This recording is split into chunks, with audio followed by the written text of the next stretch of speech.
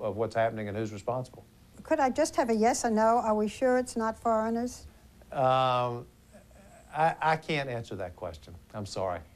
Senator Edwards, you've had concern now for quite a while about terrorist attacks and had wanted more security. What should have been done? Well, actually, Barbara, there are some of us who've been working on some legislation, a law, that's directed at doing specifically that. Senator Graham, Bob Graham, Dianne Feinstein, and I, along with others, have drafted legislation before this incident occurred that does three things. One, puts more resources, more money into fighting terrorism, counterterrorism. Two, coordinates all of the federal agencies, and I think there are 41 of them that are involved, who are involved in counterterrorism, and creates a terrorism czar to oversee that effort. And third, gives the director of the CIA more legal authority to do what needs to be done to fight terrorism. I might add, Barbara, I think that the people who've committed these acts on the United States, who killed all those innocent men and women and children today, underestimate the American people. And I think what they're about to find out is the American people are strong, they are courageous, and they are resolute. And our response will be powerful. Is this war? Oh, I think whenever we see the kind of attack we saw in the United States today, certainly if it were state-sponsored, it would be war, and I think we should treat it as an act of war. How do we combat this kind of terrorism? We need more money spent on combating terrorism, which is such a serious threat to the American people. We need to coordinate to make sure that all of our agencies are working together in a coordinated fashion to fight these folks. And number three, we need to make sure that the legal authority is in place so that the director of the CIA, the Central Intelligence Agency, can do what's necessary to fight these people. Well, I must say he says some things which confuse me, and maybe in subsequent conversation with you got him. He said, if this is state-sponsored terrorism, it is war. And then he said it's war. So is he telling us something he knows about who sponsored this terrorist act? What I thought was interesting, too, was when I said, are you sure that this is a foreign act? You know, could it be domestic? And he said, I can't answer that question. And that's why I said, well, you know, a simple yes or no. I mean, are we sure that this is a foreign organization?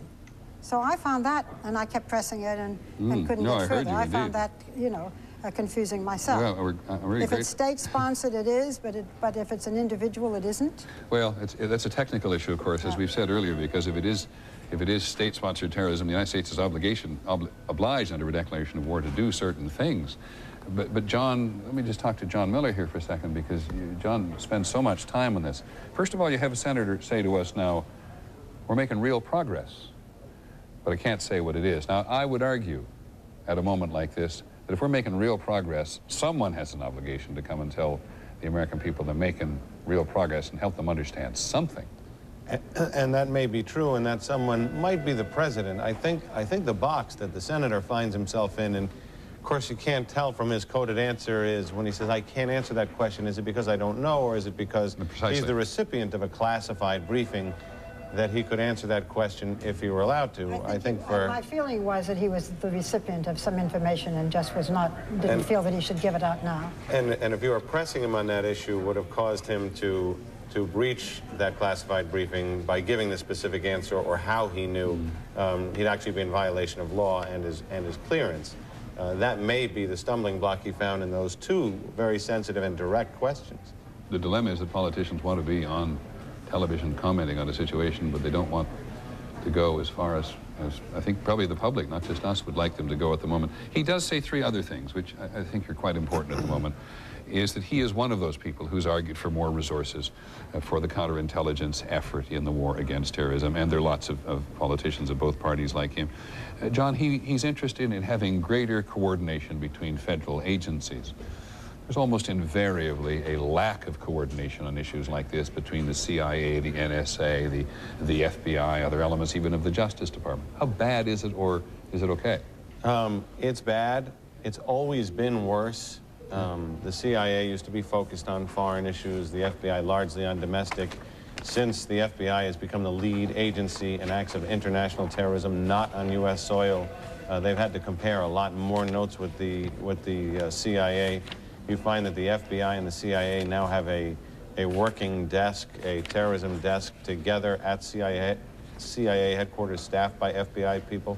CIA people are assigned to the FBI's Joint Terrorist Task Force.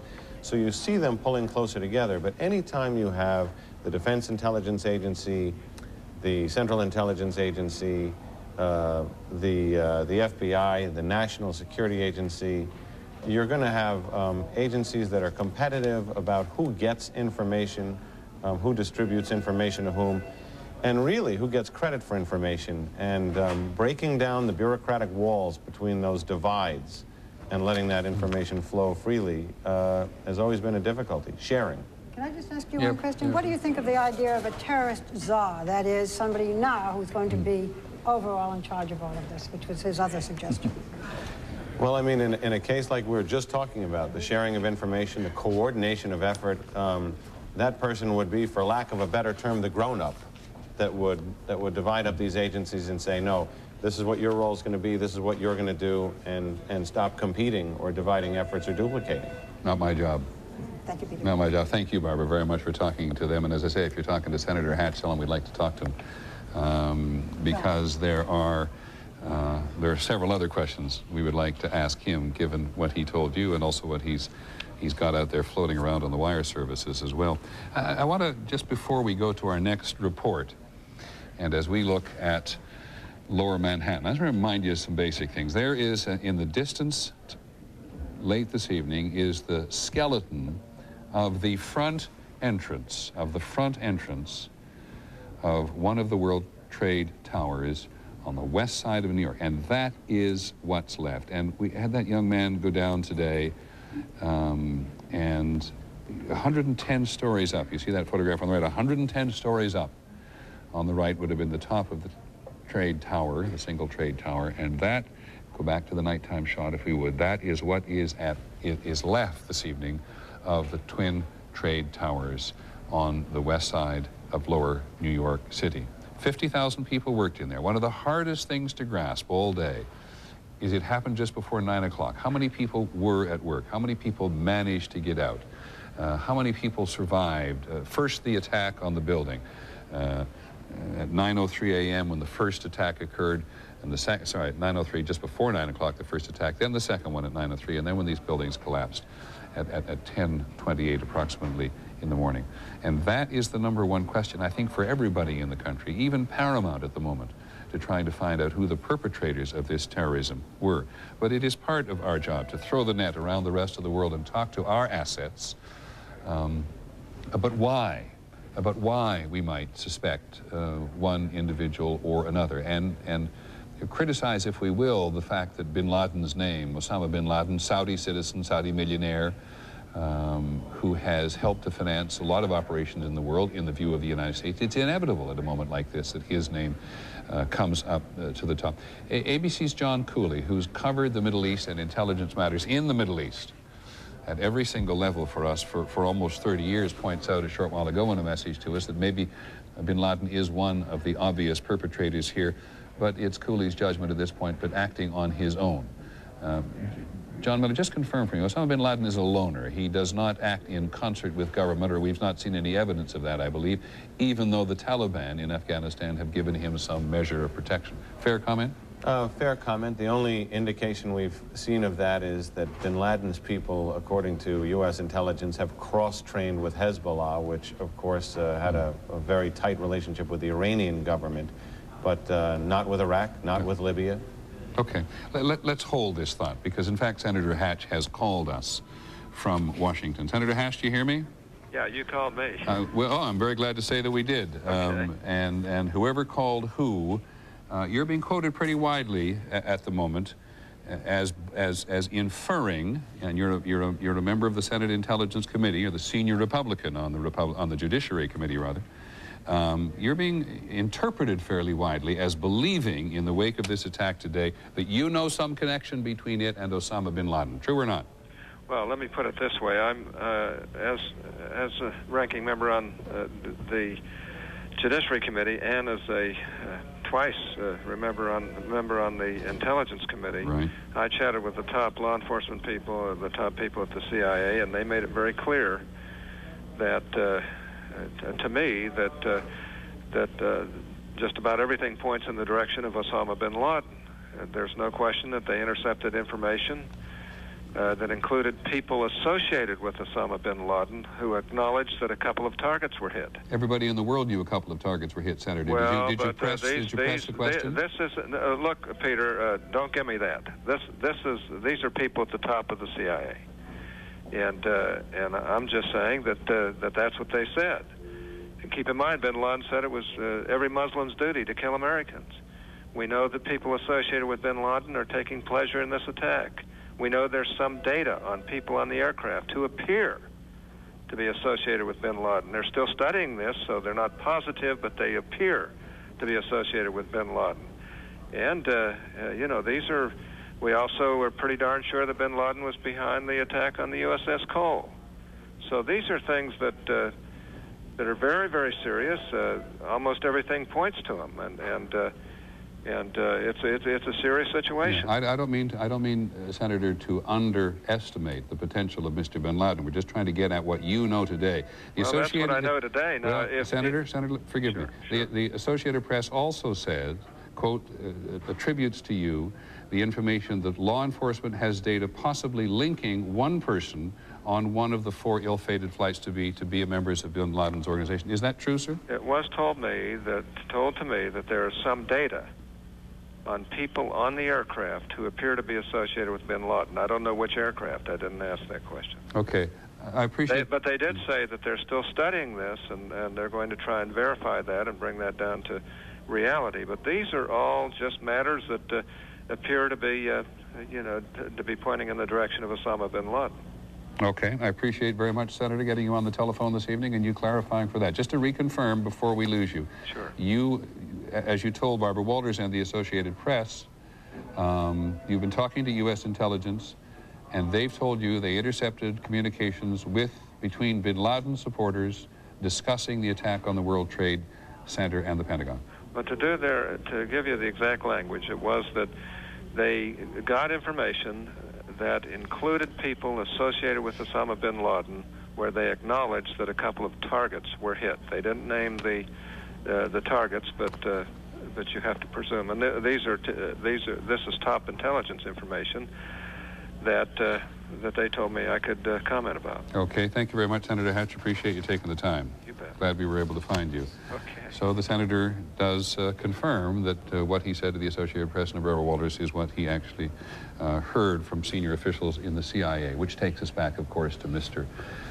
bin Laden. And there has been no one in the history of international terrorism who's been more elusive, who has stymied the United States to any greater degree. And we were talking just a minute ago about ABC's John Cooley, who's covered intelligence on the ground throughout the Middle East, and he makes a couple of observations which are quite fascinating. They're all speculation. They're all speculation. We're all involved in speculation today about bin Laden. But John Cooley says the Taliban could in some way assist bin Laden, giving him access, this is very interesting, John, to former Afghan Air Force pilots who were trained during the Soviet era, when the United States was, of course, using Afghanistan as a bulwark against the Soviet Union to some extent.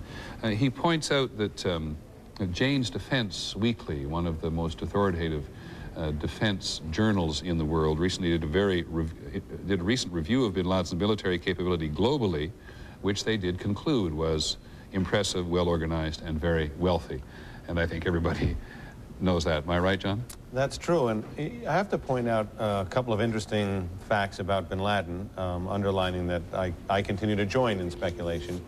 Number one, we learned in the embassy bombing trial that bin Laden had hired pilots and obtained surplus military aircraft to transport his people around.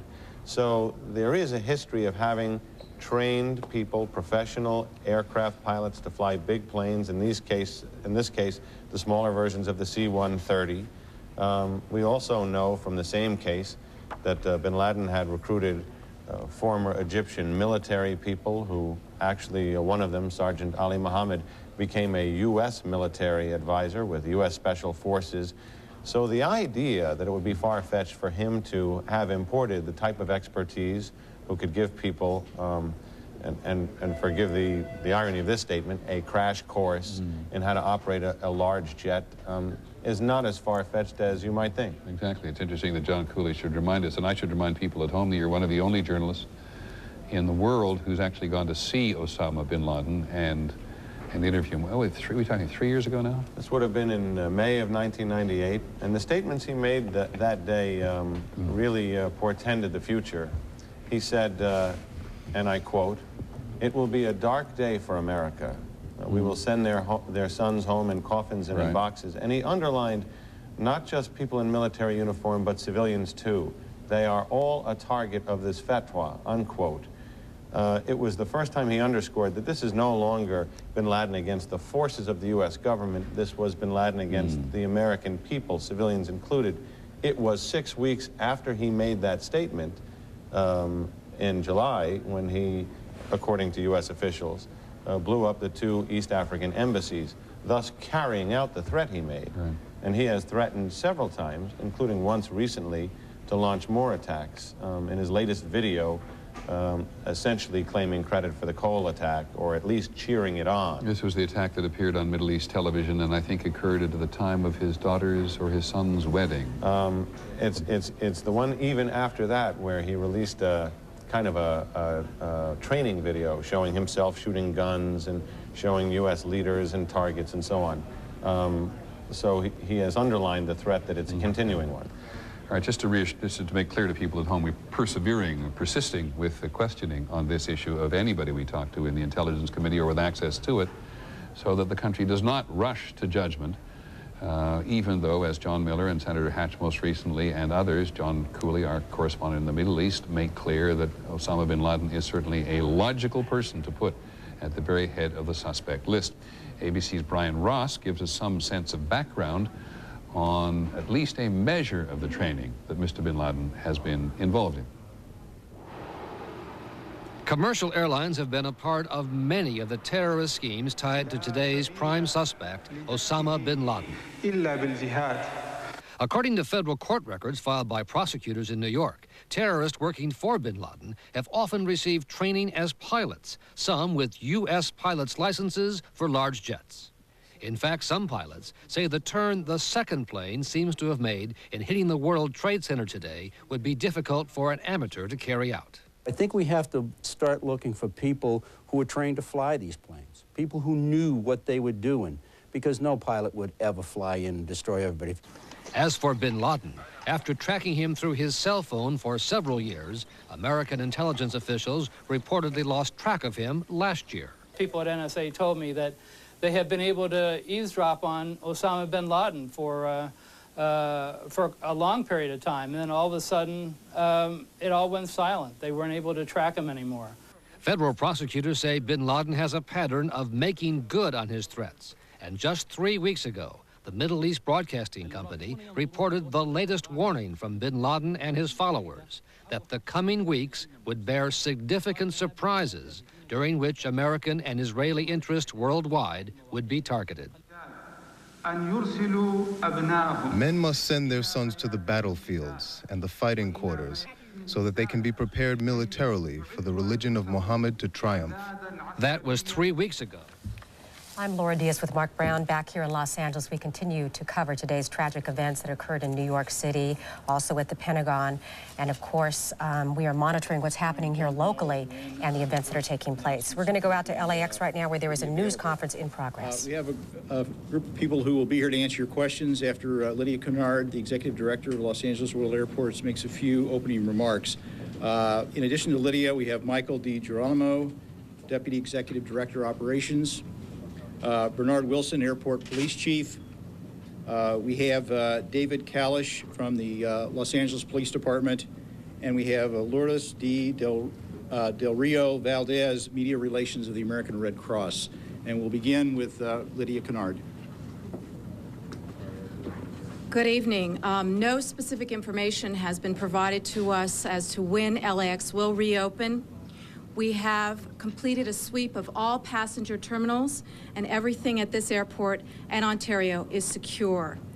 There was one flight that arrived here this afternoon. It was an American Airlines flight that was a team of care workers to handle the families of victims on those American Airlines flights.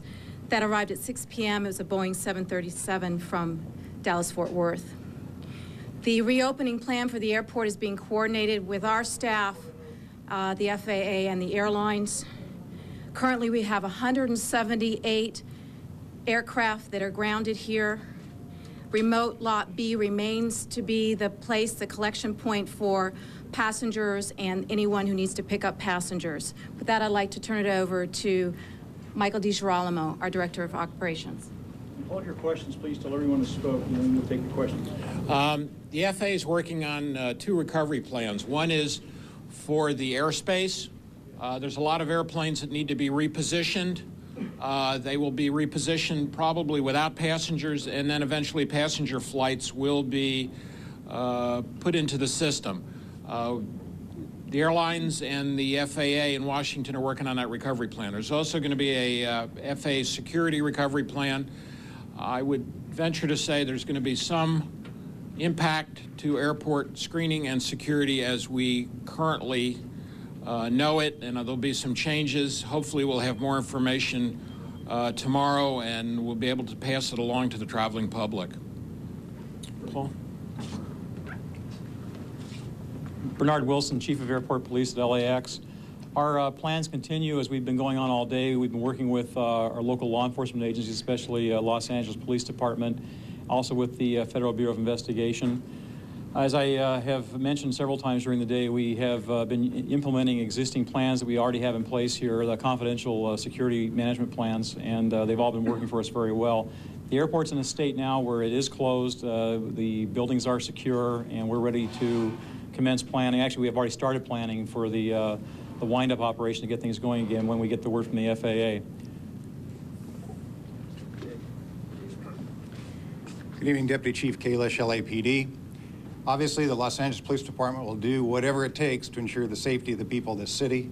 We're working very, very closely with the Department of Airports, the Airport Police. This is a collaborative effort amongst many law enforcement agencies, each with our own role, providing support here to ensure the safety of the people of this city.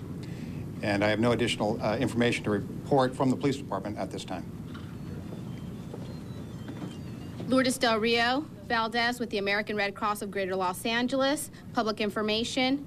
Right now, we're setting up a shelter for 50 to 60 people that have been stranded due to forced airlines landing them here around the area. The shelter will be set up shortly and will be providing a warm and safe place for these people to stay the evening or as long as it is needed.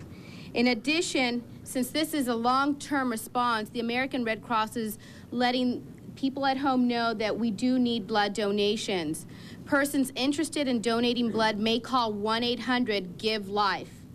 This number may sound busy. We urge people to continue trying so they may find information where they can go to a near center and donate blood. Red Cross mental health workers are assisting both airlines. We are standing by to provide mental health through our psychiatrists and psychologists at the airline sites where the families are convening.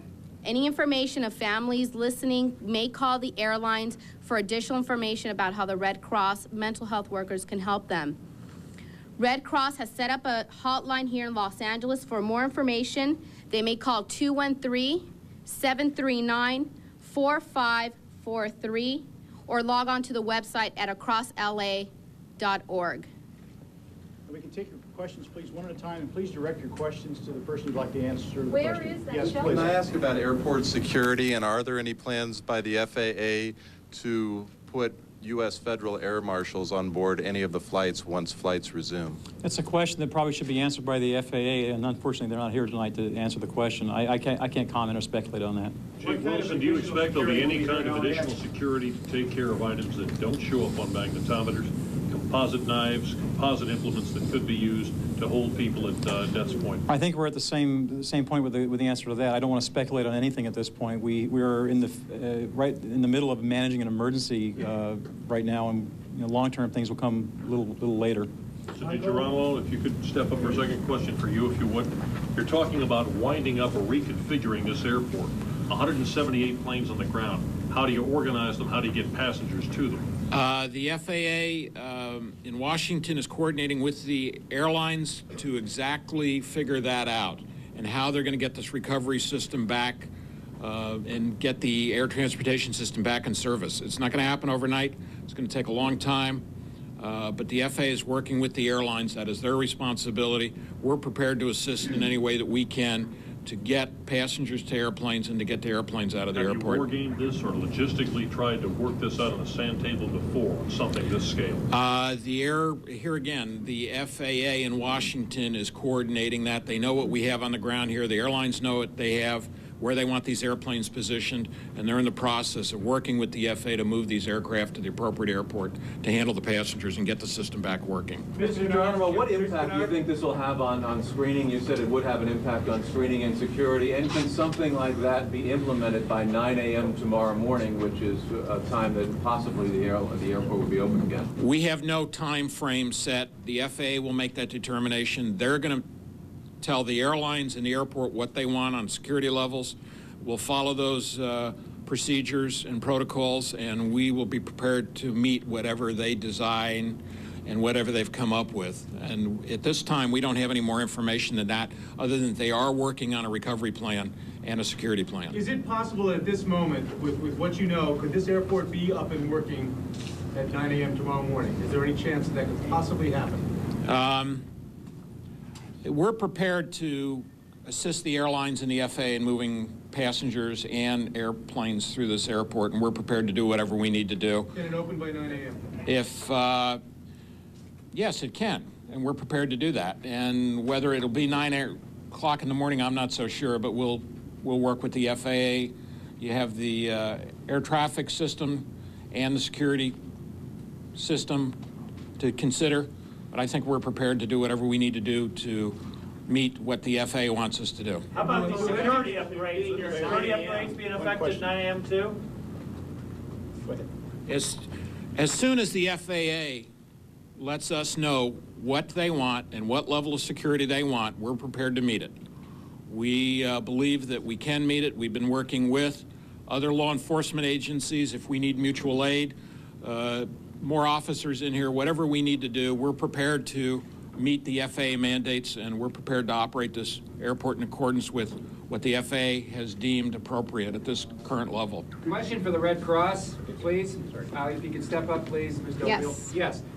Have you been able to put some kind of a number on the number of people who are LA connected, who have families here? No, we do not have that information. We do know that we have helped 2 to 3 families through our Red Cross mental health workers. That's all the information that we have at this time.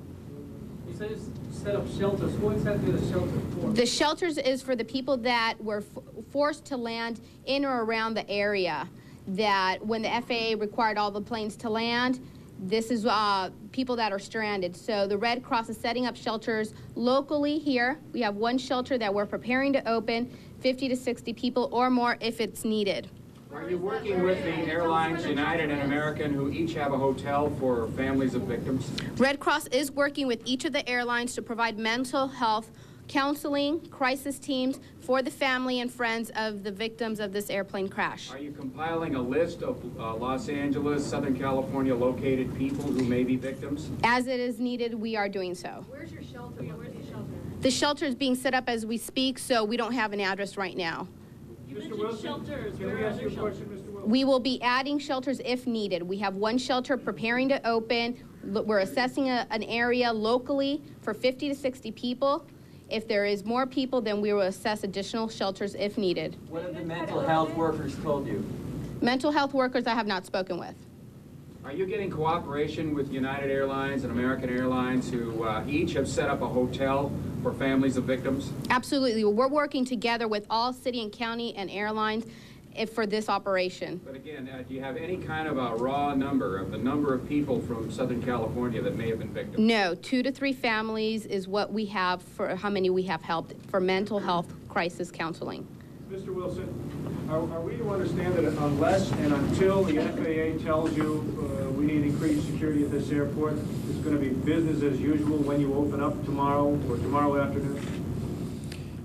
Well, We currently have an airport that's not operating as an airport, so there is no business as usual right now. We're in a very different environment. Passengers who are going to arrive for the first flight, are they going to have any increased screening? They are going to have whatever screening measures are mandated by the federal government and whichever ones we are empowered to enforce, whatever they happen to be. What would you tell passengers coming to the airport? Should it open on a limited basis in the morning and full operations later in the day? What's the best advice you could give to people coming to the airport? The best advice I could give would be allow plenty of time, because there's going to be some new things here. There's going to be a lot of getting used to things and getting things wound up, recovering from being closed. The other thing is I think there'd be a strong indication that, at least in the very beginning, we would probably restrict the passengers only to go through the screening stations. And I think that just allow a lot of time for that. What kind of new things are you talking about? Don't know yet. In regard to airport operations, if you could come up again to the mic, please. Is this a top-down decision from the FAA? Are they simply going to say, we're ready to go, or are they awaiting feedback from folks like you here at LAX and other airports? They have asked the airlines specifically for a recovery plan each airline is to bring to the FAA so that they can decide what airports they need to get up first, what hubs they need to get up first, and how the system is going to get up and operating. There's going to be planes ferrying around the United States empty. There will be eventually passengers on planes as they start getting into the system. It's a slow recovery. If you've ever been at any of the hub airports when they've had major weather disruptions at Chicago or Dallas or St. Louis, it takes 2 or 3 days to get those airports back into full operation. We expect that's what's going to happen nationwide. So operationally, there'll be some time before this goes. The FAA is asking the airlines to assist them in figuring out, give us priorities. Give us, you've got airplanes stranded in Canada. You've got airplanes stranded around the world. Get those back here. How do we facilitate that? They're asking the airlines. We're prepared to assist in any way we can. Another operations Michael, question. could law If you don't enforcement open be the ones required to handle the security check? You don't have people coming. Your baggage handlers, no one's going to be able to get to the airport until you say it's open. Is that correct? We have contingency plans. We've talked to the airlines. I'm not prepared to discuss those with the media at this time, but there are contingency plans afoot. We will be prepared to operate this airport when the FAA gives us the signal. So you've got a bunch of planes. They all need to be restarted, more or less. You've got full of baggage. It needs to be unloaded. We have been meeting with the airlines all day. There is a recovery plan. I'm very confident that we'll be ready to go with the airlines when the FAA gives us that go-ahead. Is it contingency that law enforcement would provide the security check? We don't know. We don't wish to speculate at this time. We will see what happens and what the FAA mandates. Are there plans to fly the family members back? Absolutely. As Paul said, it's an air carrier decision. They're going to have to deal with that and how that's going to work out. A special plane being... No, we don't know of any, and we haven't heard of any. Are you expecting a directive from the FAA tonight to let you know how to proceed tomorrow? We are on standby. We don't know if it'll come tonight, after midnight, or tomorrow morning. We're just waiting for them to advise us what they need. There's teleconferences going on as we speak. Two more questions. Planes are going to be leaving LAX tonight, going back to where you mentioned that planes have to kind of be reshuffled. That depends on the airline and where they need to put their airplanes, if they need to ferry them out or if they don't need to. That could possibly happen tonight? Anything is possible. Question for the LAPD, please. Deputy Chief Kalish, can you tell us, I know that you're working closely with the FBI, are there any suspects, any groups of people that are being detained, questioned here in the Los Angeles area in regard to these terrorist acts? Well, clearly we'd be unable to comment on any investigation that's ongoing. I think it's important to realize this is a massive law enforcement response by many different agencies. Obviously, the airport police, LAPD, the FBI, many, many agencies, each with their own role, but all of us working together collaboratively during the investigation, also in the crisis response. Can you talk to us about the number of bomb threats or possible bomb threats you received here today? I'm unable to comment on that right now. One more question. Chief Kalish, you have an anti-terrorist unit in the department, obviously. Was there at any time a threat made against any target in Los Angeles, including this airport? I'd be unable to comment about that at this time. The Los Angeles Police Department does have an anti-terrorist division that gathers information. It works on, again, a collaborative effort with many different agencies, many federal agencies, and they're working as we speak, tracking down leads. Okay, thank you all, and we will reopen here at 6 a.m. tomorrow, and we'll let you know then when the next information will be there. All right, you have just seen a live briefing by several different agencies out at LAX regarding what will be a tremendous undertaking. You've got an airport that is completely shut down. In fact, an air traffic system that is completely shut down nationwide that's going to have to be restarted. It will be a tremendous thing, talking about 178 planes grounded just at LAX. I don't know what a normal day there would be that number of planes on the ground at one time. I doubt it, and that is a whole lot of effort that's going to be have to be undertaken there to get this thing running again, and it's going to await orders from the FAA on any sort of changes in the security system. Originally, we had hoped that perhaps planes could take off as early as 9 a.m. tomorrow. Apparently, no word on exactly what time that will happen tomorrow, but we did hear airport officials at LAX talking about the potential confusion, how people should allow extra time because there will be a new system in effect. We can only imagine that it will require a lot more time of waiting in line and going through a security system, and that people are going to have to go with the flow. Yeah, people, the biggest concerns I guess people are going to have, will I be able to go somewhere and will it be safe? And those questions have not yet completely been answered. In the meantime, we did have some telephone numbers that we were going to put up for you having to do with the Red Cross. There you see them on your screen. An 800 number, 448-3543, 213-739-4543. These are hotlines that you can call if you need assistance. Very important that you phone in these lines. And also, earlier, Mark, we were talking about if people wanted to donate blood, they were able to call and make an appointment, which apparently is the first number that you see on your screen, the 800 number. There had been such an outpouring of people who wanted to contribute blood that, in fact, everything got jammed up. So it's important to note you need to make some type of an arrangement for tomorrow. Yes, it may be jammed, but the need is certainly still there. We're going to have more news coming up locally from the top of the hour. We're going to resume our coverage with ABC News reporting live in New York. The wagon trains were making their way westward, and there was a catastrophe on the trail, and so people pulled the wagons around and sat down and discussed what went on and tried to understand it, and then went on the next day. And we do that in front of our television sets now in large measure today. We did it, you'll recall, at the time of the Challenger. We did it when President Kennedy was assassinated. We've done it in any number of incidents, whether we're working on television or watching television or contributing to it in some way. This is, in some respects, the national campfire, to use that analogy. And one of the things we try to do at the moment is to reach out and, not in any scientific way, try to understand how people are feeling about this. Not just the man-on-the-street interviews, which we'll get to in just a second. They're so important, but in terms of trying to understand what people's attitudes are about things. And so we did a poll. An ABC News poll has already been conducted, one of them. And you may find it interesting.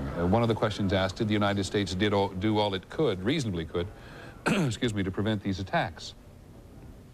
And there's a split right down the middle. 43% say yes, and 44% say no. Here's something very interesting. We asked people whether or not they had confidence in the United States to find and punish those who were responsible.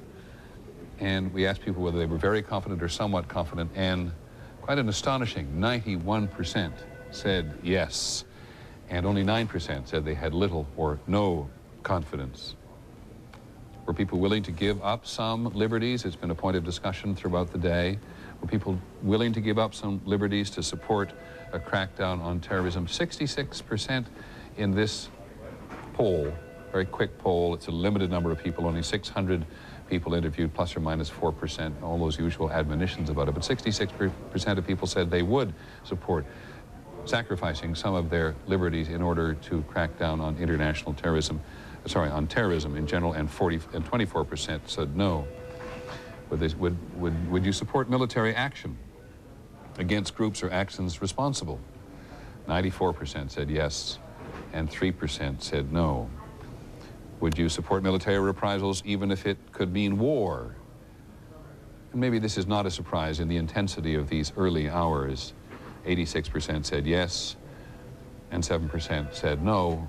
Fair to point out that none of us have any understanding of what a definition of war is at the moment. The last time the United States went to war was in the Persian Gulf, and it was a by conventional war standards, it was fairly casualty-free for the United States, and we didn't even do as much, the United States didn't do as much damage to the Iraqis as they had originally anticipated.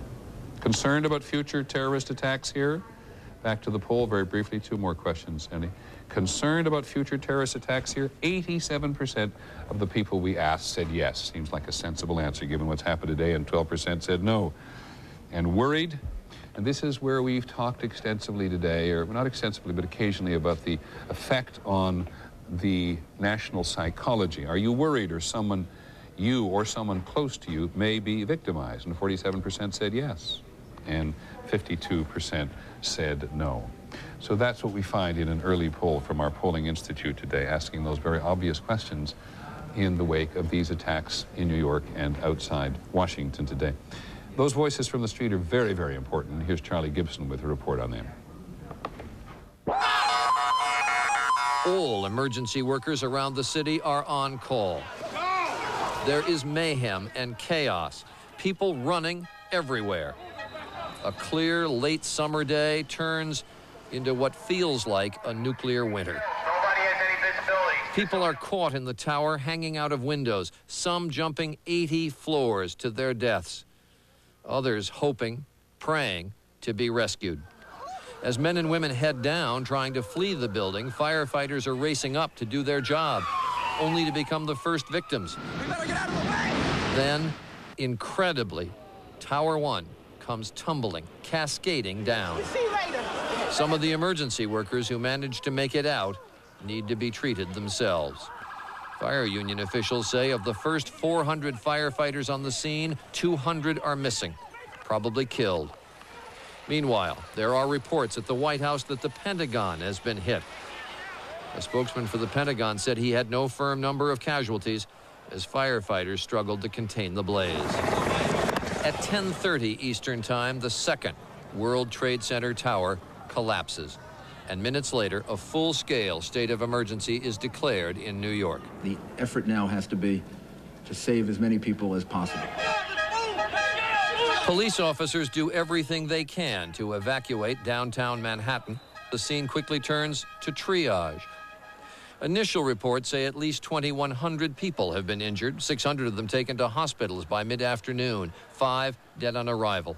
1,500 more walking wounded were taken across New York Harbor to New Jersey's Liberty State Park, and dozens of ambulances raced there as well. Meanwhile, uptown, hundreds turned out to give blood, some waiting 2 or 3 hours at blood donation centers. And then late afternoon, 5 p.m., still another building collapses. 7 World Trade Center, ruined by falling debris from the Twin Towers. But overall, there are some stories of lives saved. As we came downstairs, we were just dragging people along with us. At the Pentagon, workers continued through the early evening to contain the fire and smoke, but can't get to ground zero, where officials fear many are dead, including the passengers and crew from the American Airlines plane. One of those known passengers was Barbara Olson, the wife of the Solicitor General of the United States, Ted Olson, at this hour where the World Trade Center once stood. Casualties are expected to be overall in the thousands. Mrs. Olson, who is widely known to viewers of cable and to network television around the country, is the only, to the best of my knowledge, the only person who we have publicly identified today who has been killed. And that, of course, is because, as Charlie Gibson has pointed out before, Mrs. Olson was in contact with her husband, the Solicitor General of the United States, while she was on a plane that had been taken over by terrorists. But as we heard from Mayor Giuliani earlier, and we heard from Governor Pataki, in part because, excuse me just one second. Okay, in part because New York State and New York City have offices in the trade towers, and because Mayor Giuliani simply knows so many people in New York City, they know that friends and associates have been killed, and people in many, many parts of the country, without any doubt, know people who have worked in the trade towers or had offices in trade towers. And it is those people sitting on the edges of their seats tonight, perhaps desperately trying to get through to those government hotlines, which we put up on several occasions, that we will put up again as the evening ensues, desperately trying to seek information. And we don't have any in a personal way yet. The hospitals in Lower Manhattan have been to some extent overwhelmed. You see these scenes on the street as well as we do, and so you can appreciate just how enormously difficult it is at the moment to get to the point of identifying people on the ground. It has been easier and desperately sad for people who knew other people traveling on the 4 aircraft that were involved in these incidents today, because there are passenger manifestos. And we know that the airlines have, over the years, improved tremendously their capacity to get in touch with relatives. Do you remember after TWA 800, there was something of a scandal? TWA was under tremendous pressure because the families of those people involved literally went out to Kennedy Airport and stood around desperately demanding information about their friends and relatives who were on that flight. And the airlines have become much better. So people, and 266 people, we believe, were killed on those 4 aircraft today. 266 passengers and crew flying on those flights, which were taken over by terrorists and then directed at these essential American targets today. Now, it's just a little before 8 o'clock in the western part of the United States today, and in a short while from now in the eastern part of the United States, some of the local television stations, our affiliates up and down the country, will be breaking away. We'll come back in a minute, but I want to check in with Cynthia McFadden, who's been down at the Chelsea Piers, right on the river, on the Hudson River, on the west side of Manhattan. And Cynthia, you have been waiting expectantly all day, because this was the place, or this still is the place, where people are expected to be brought?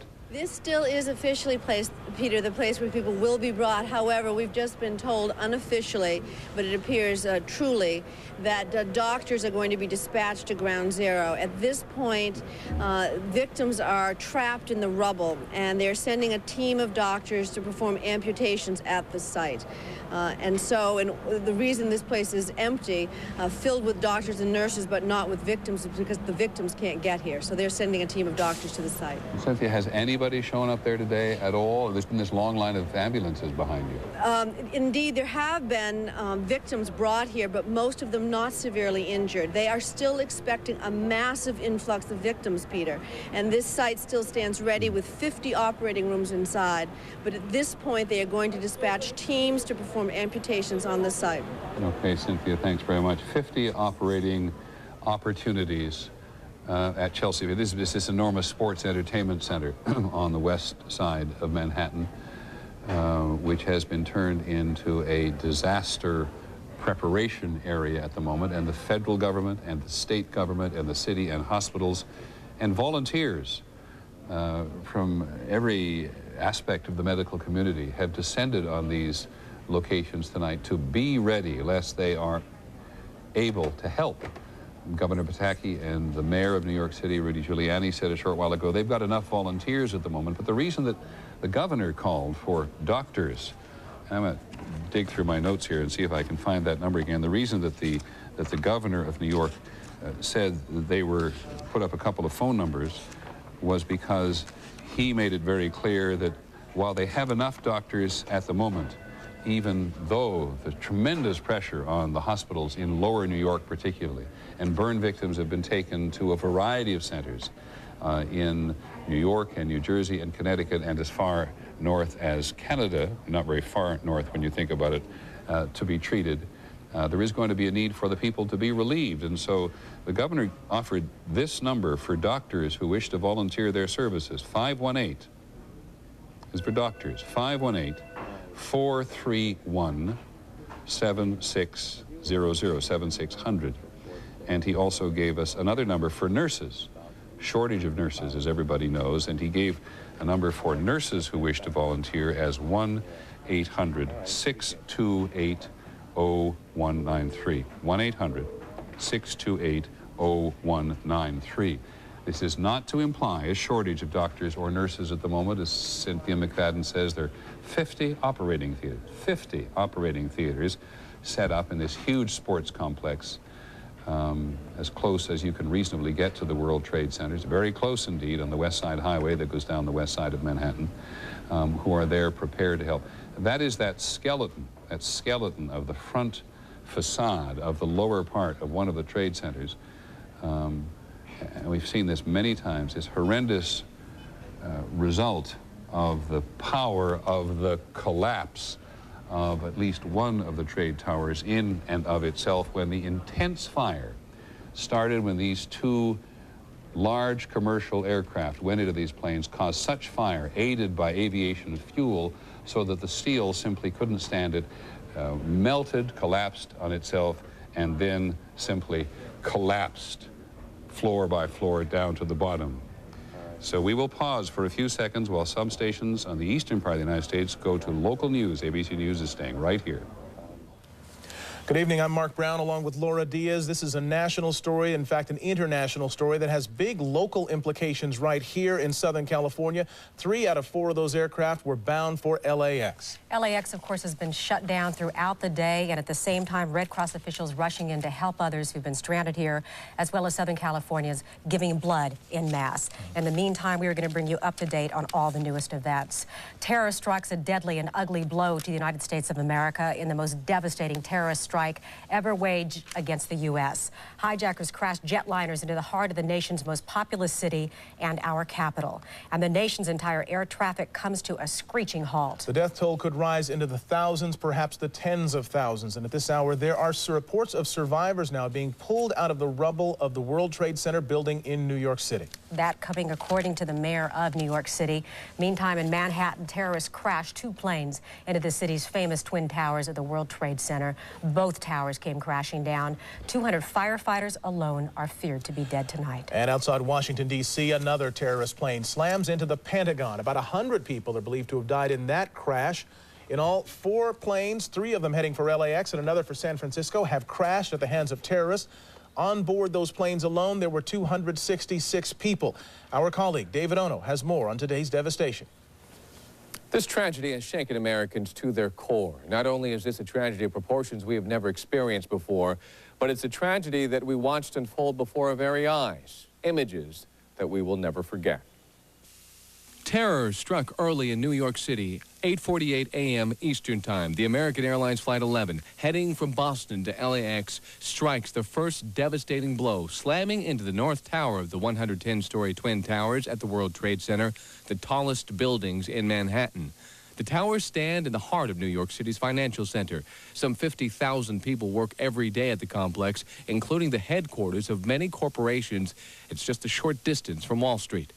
We heard a big bang, and then we saw smoke coming out, and everybody started running out, and we saw the plane on the other side of the building, and there was smoke everywhere, and people are jumping out the windows. 9:05 a.m., less than 20 minutes after the first crash, a second jetliner believed to be United Airlines Flight 175, also heading from Boston to Los Angeles, slams into the South Tower of the World Trade Center. Another scene of absolute terror played out in front of a horrified audience on live TV. From the ground, a cameraman captures this horrifying scene, looking straight up as the jetliner smashes into the building and goes right through it. This is as close as we can get to the base of the World Trade Center. You can see the firemen assembled here, the police officers, FBI agents, and you can see the 2 towers. A huge explosion now raining debris on all of us. We better get out of the way. And on the ground, news crews at first rushed to the scene. One crew ran through the inside of the damaged World Trade Center, but quickly left the building when firefighters and emergency teams ran out. I got no idea. Shortly after 10 a.m. Eastern Time, more than an hour after the first crash, the South Tower at the Trade Center collapses. Tons of debris and glass showering the streets of Lower Manhattan. A huge cloud of smoke billows across New York City. The world-famous twin landmarks reduced to one. That building severely damaged by the terrorist attack. And less than half an hour later, it happened again. The North Tower collapses in a heap of rubble and broken glass. And there's, you can see, perhaps the second tower, the front tower, the top portion of which is collapsing. Good Lord.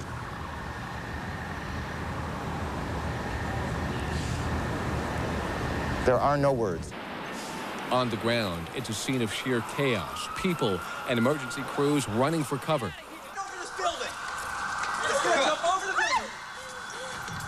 We saw a shadow, it looked like a plane. Next thing we know, it was boom, boom, and the floor started shaking. And then we saw debris fall down, and next thing we know, we had to get out of the building. I thought we'd be able to outrun it, but we couldn't. It was pitch black. It was like a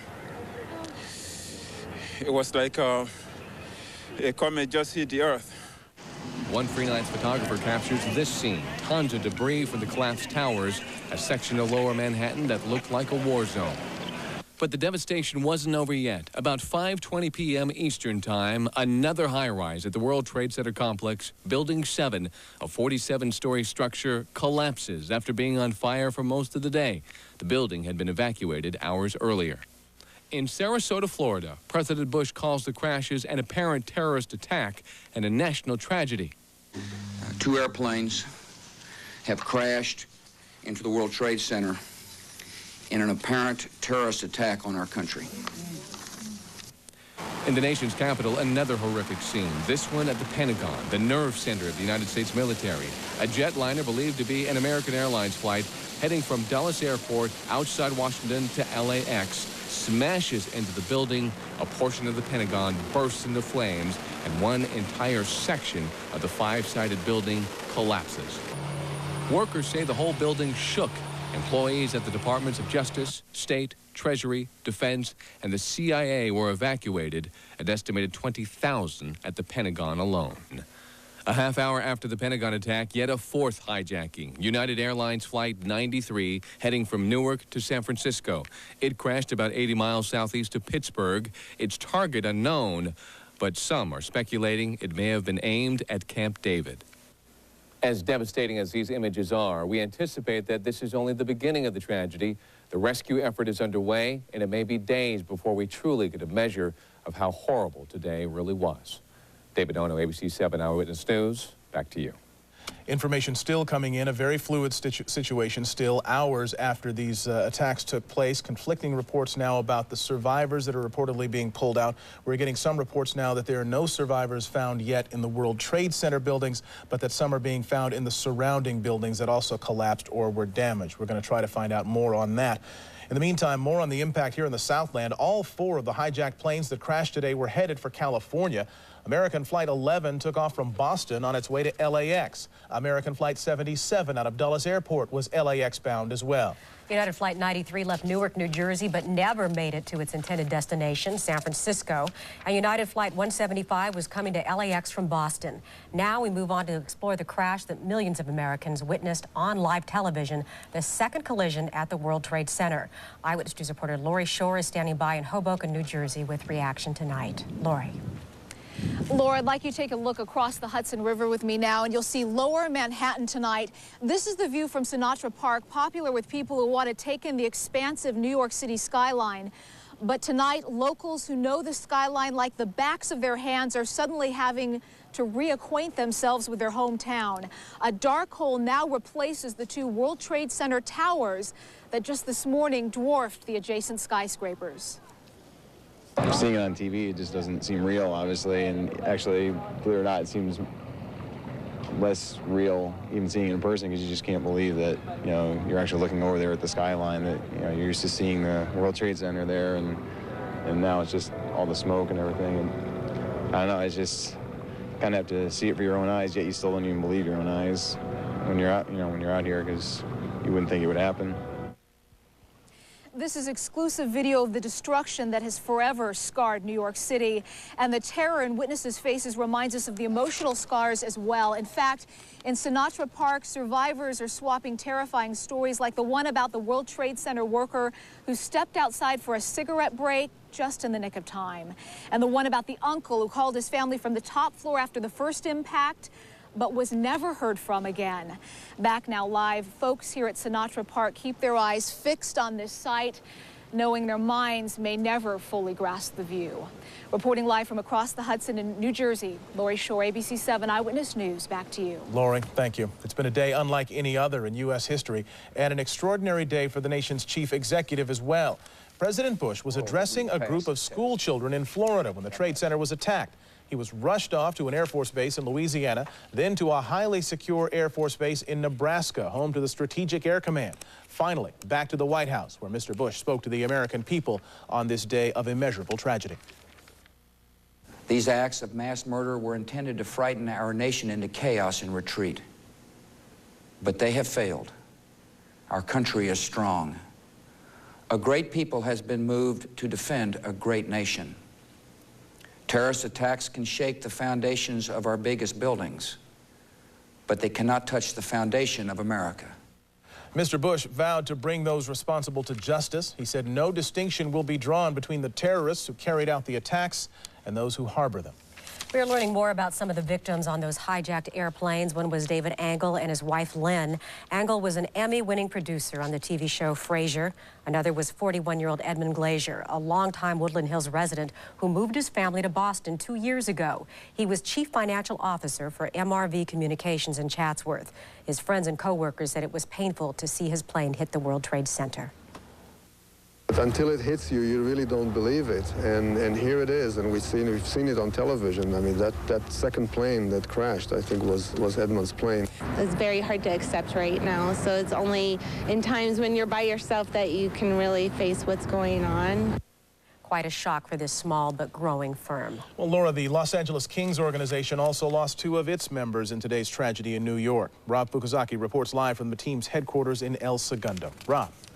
Mark, 53-year-old Ace Bailey was a director of pro scouting for the L.A. Kings. In his time in the NHL as a player and scout, he won 7 Stanley Cup rings. 31-year-old Mark Bavis was just getting started in the Kings organization. He was an amateur scout. Today, both were on United Flight 175 from their native Boston. And today, the Kings lost 2 very valuable members of their family.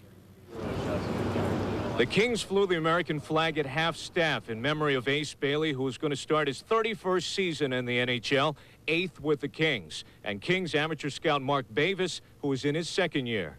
It is a very difficult day for the organization, and I think a very difficult day for a lot of people in the United States. I'm sure a lot of people are affected by the events today.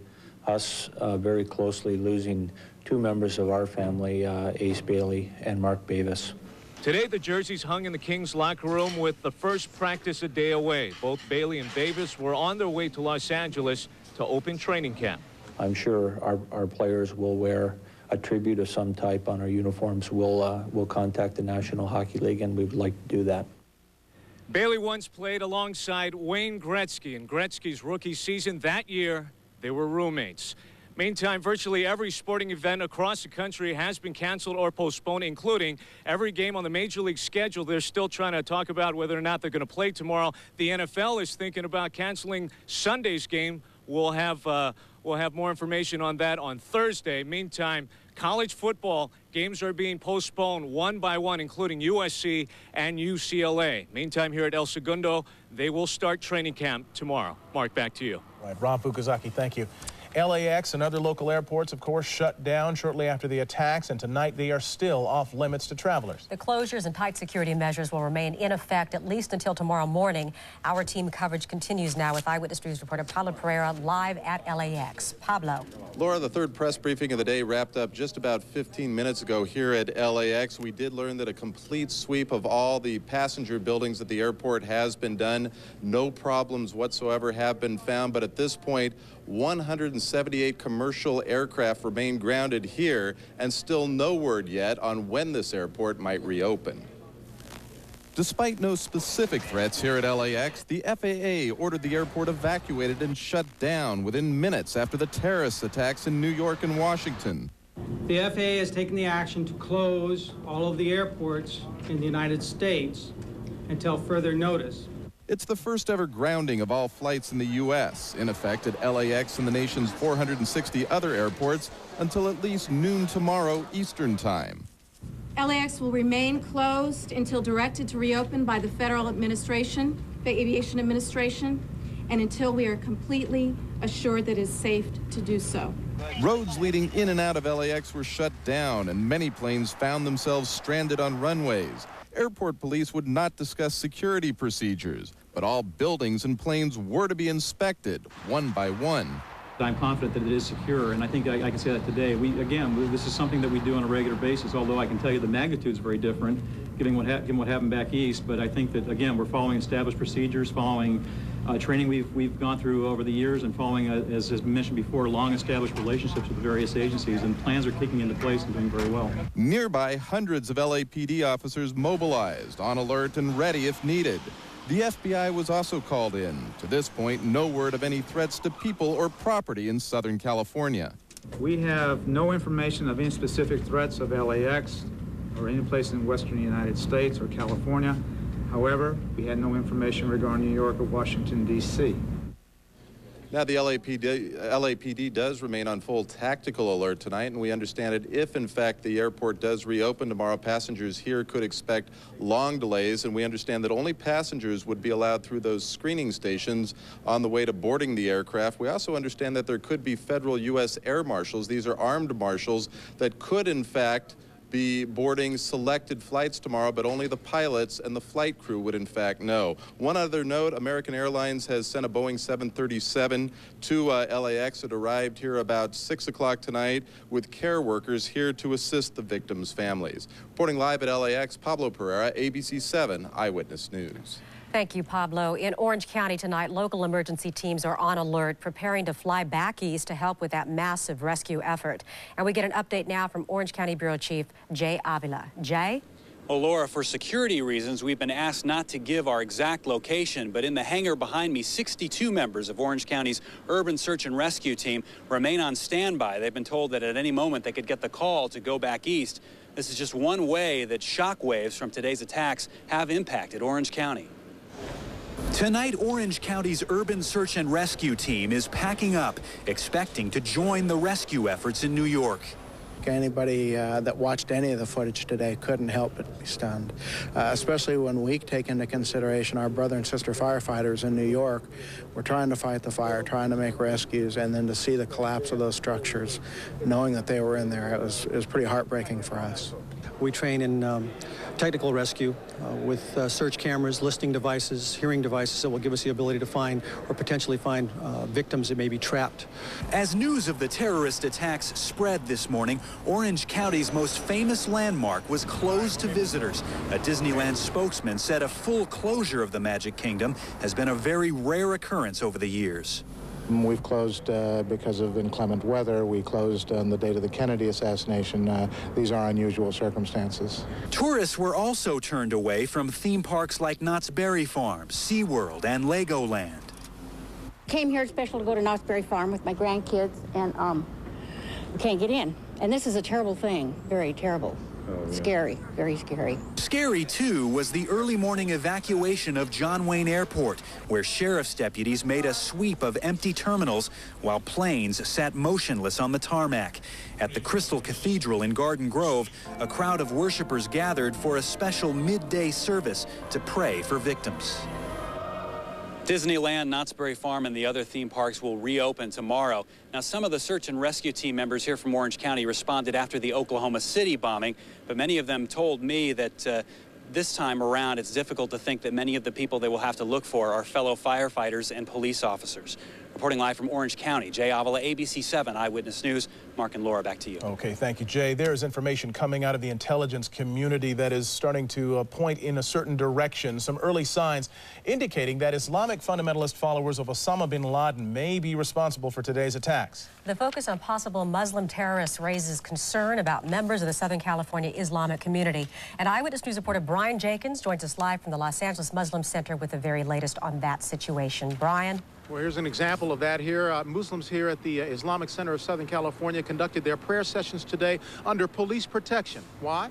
Well, it happened after the World Trade Center bombing, after Oklahoma City's bombing. Public hatred heaped upon innocent Americans who happen to be Muslim or of Middle Eastern descent.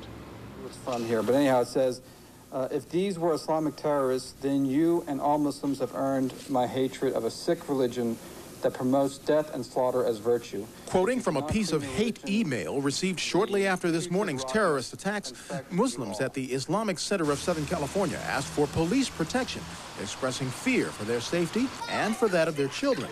Sequestered under watchful eyes inside a rear classroom, many of whom were whisked away from school early by nervous parents. Well, this happens after every kind of incident that happens in the Middle East or anywhere else in the world, that our families receive phone calls, threatening phone calls. Go back to the country, and our response to those people is, this is our country.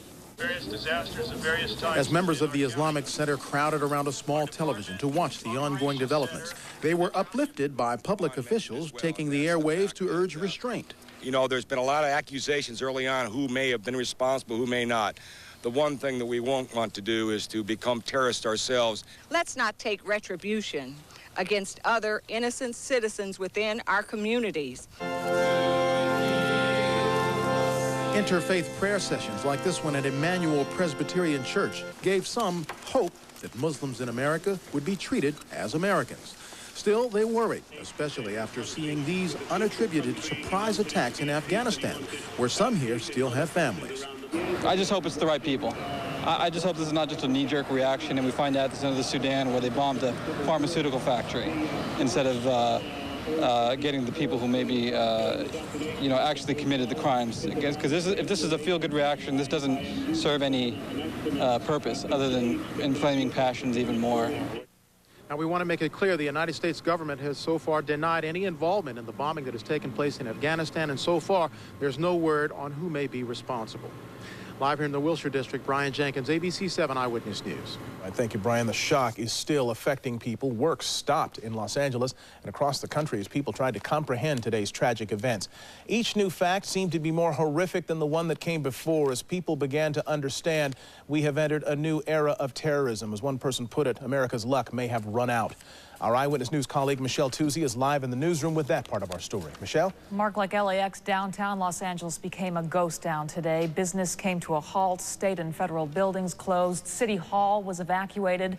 On a normal Tuesday morning, downtown streets are filled with traffic, but today it quickly turned quiet. People were told to leave their buildings and go home. The courts closed down. Workers in high-rise offices were evacuated. Just about everyone couldn't believe what was happening. They were asking, how could something like this happen in the U.S.? Terrible. Everybody's terrified. Everyone's scared. I'm just nauseated, actually. It's a little surreal, everything, the situation. It's kind of shocking. Makes you kind of wonder if we're at war or not. It was an emotional day for all of us. This woman breaking down when she found out what happened. Her aunt worked at the World Trade Center. Tonight, we are told city offices will be open tomorrow. The county and superior courts will be in session, but federal buildings will remain closed.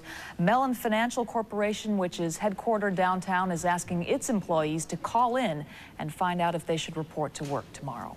Reporting from the newsroom, I'm Michelle Tuzzi. Back to you, Laura. Thank you, Michelle. Today's terrorist attacks in New York and at the Pentagon virtually shut down the nation's capital. There were no threats against federal buildings, but government workers went home early as a precaution. Let's go live to Eyewitness News reporter Kimberly Plummer at the federal building in Westwood with the latest. Kimberly? Well, Laura, the federal building is all lit up tonight. It is encircled by federal agents who are at their highest stage of alert, and they plan to stay in this mode and continue this throughout the night and into the morning. FBI agents toting very large automatic guns are on heightened alert at the federal building on Wilshire Boulevard. The California Highway Patrol is assisting in keeping a secure perimeter. Only law enforcement and essential federal employees with IDs are being allowed inside. All others are being turned away. How long do you foresee the lockdown here in Los Angeles in the federal building? It's for the foreseeable future, so we don't know. What about the public tomorrow coming in? They need passports, veterans benefits. They need to check their mailboxes. That might well be on hold depending on how things develop. Teresa Coleman came to Westwood to apply for her veterans benefits this morning and couldn't stop thinking of her fellow soldiers at the Pentagon. I have a best friend that works at the Pentagon, and that's where my heart's kind of going now because she just got stationed there, you know, and so I'm really afraid that maybe she might be hurt or, you know, but I'm thinking the best that maybe, you know, God was with her and she wasn't in that part of the building. Meanwhile, all offices at the Century City Towers, LA's own Twin Towers, are also shut down because of the tragedy. Stores, restaurants, and malls that otherwise would be packed any other day. Well, it seems like a ghost town. It's quite different from the way it is regularly. Usually people are walking around, sitting down, eating, having a cigarette, reading their newspaper, and now it seems as if there's been a nuclear explosion. Now, the FBI tonight says there is no identifiable threat to Los Angeles, but they're taking no chances. Live in Westwood at the Federal Building, I'm Kimberly Plummer, ABC 7 Eyewitness News. Thank you, Kimberly. It has been a day of agony as this nation realizes it will never be the same again. There were massive traffic jams all the way from Brownsville, Texas to San Diego, California, as the border was tightened between the U.S. and Mexico. That's right. Americans are beginning to comprehend that this country will never be as secure as we thought we were before these acts of terrorism struck. Eyewitness News reporter John North joins us live. He's in our newsroom with details on how the book on national security is already being rewritten. John. That's right, Mark. They are the worst terrorist attacks in history. It's still not known who is responsible. However, U.S. officials are putting Osama bin Laden at the head of the suspect list. And experts are asking how such a coordinated attack could have happened. There isn't an American who probably hasn't asked how this could happen. The worst act of terrorism in world history. The most sophisticated terrorist attack. USC terrorism expert Richard Dickmajian says it's the coordination and magnitude that surprises him. This is a major failure for American intelligence, especially in this country, because clearly the people who did it must have been in this country for a significant period of time. This was well-financed, well-coordinated, and unfortunately, we can't always protect every target. But in this case, it's a massive failure in both intelligence and security. Veteran agents, I mean, hardcore agents that are protecting our borders throughout the United States, throughout the world, are just, I mean, they're crying. I mean, they're tearful. No proof is available, but international terrorist Osama bin Laden is the first name to come to mind as the man with the money and influence to pull it off. A bin Laden-trained terrorist was targeting LAX on New Year's Eve. But Ahmed Rassam was caught with a trunk full of explosives as he crossed the border from Canada. Bin Laden is believed to be the architect of the World Trade Center bombing and the bombings of 2 U.S. embassies.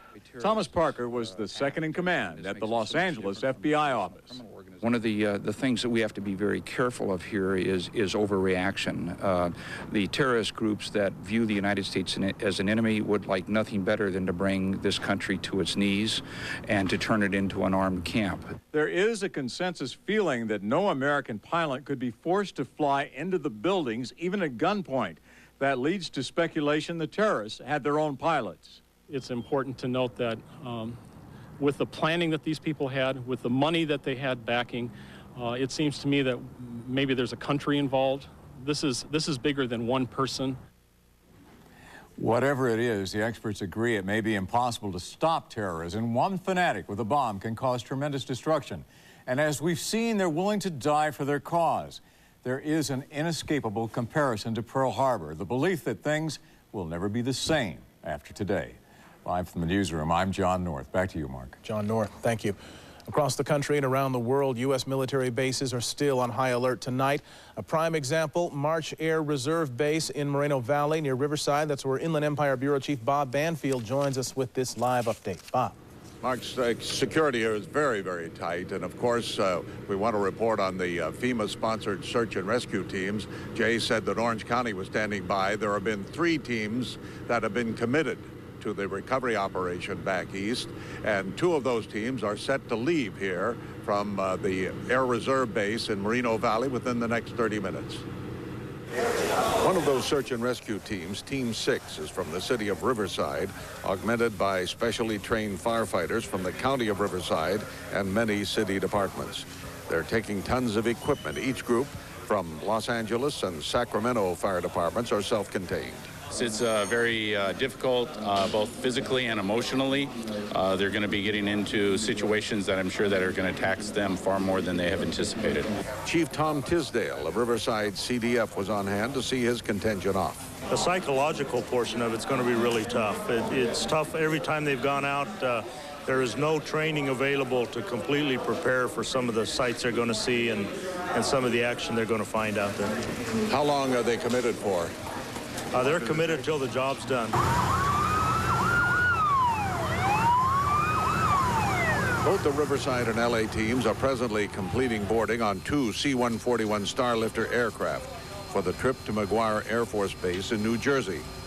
Most of the men and women have experience in this work, but nothing like the task ahead. Difficult job for you personally? Yeah, it's very difficult. When you we lost a lot of firefighters, it sounds like, and so yeah, it's going to be tough.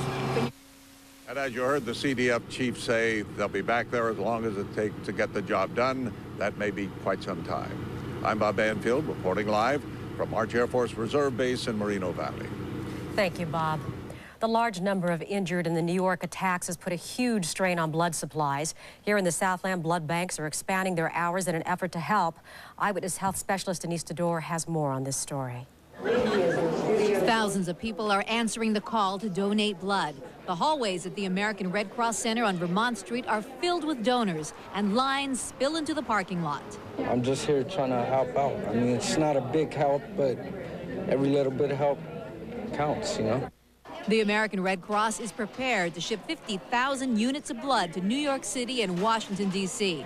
Today's terrorist attack will no doubt put a burden on national supplies, and Los Angeles blood supplies are already critically low.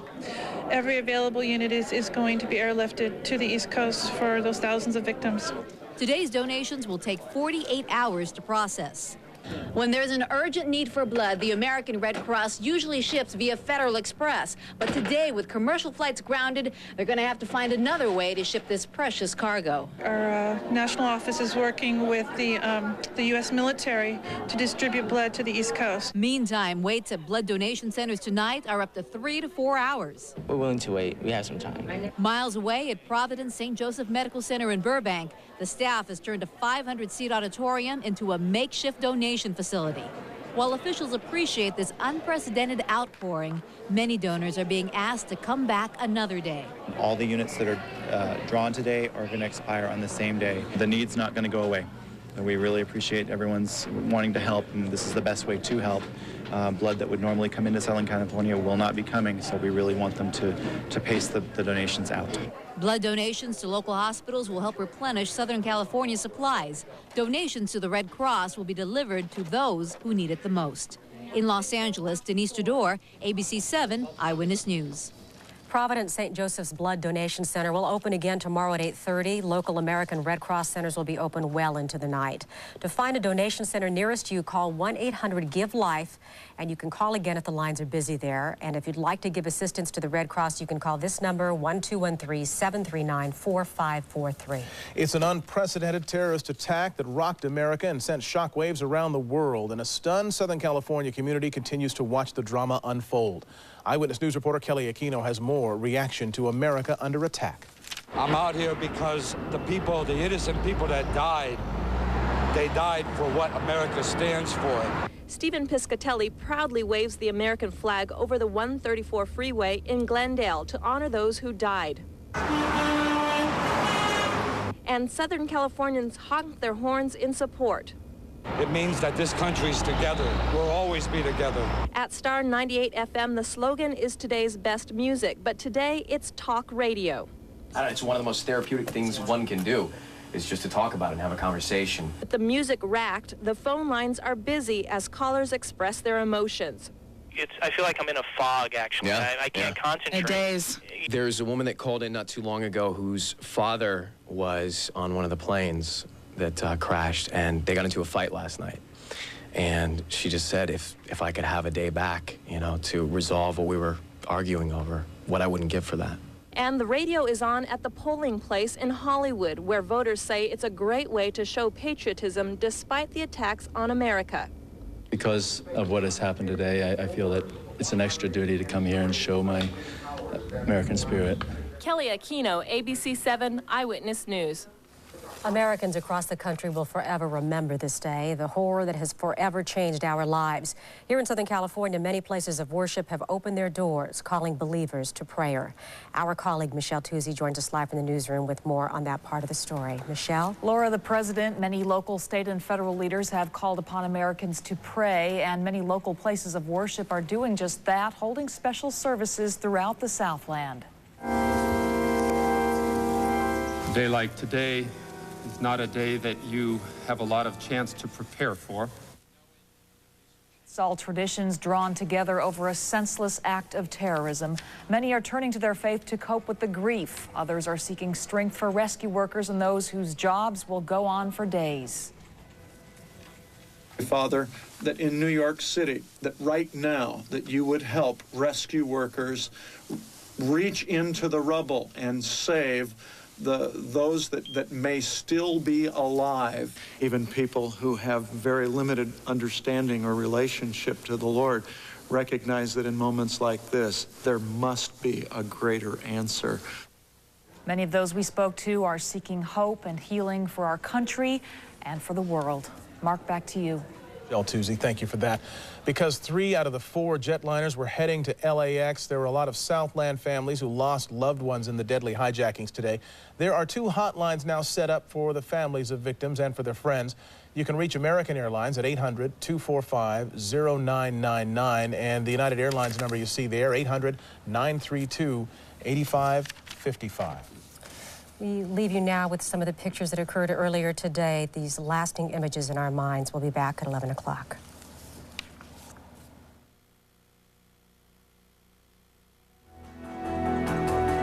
This is an ABC News special report.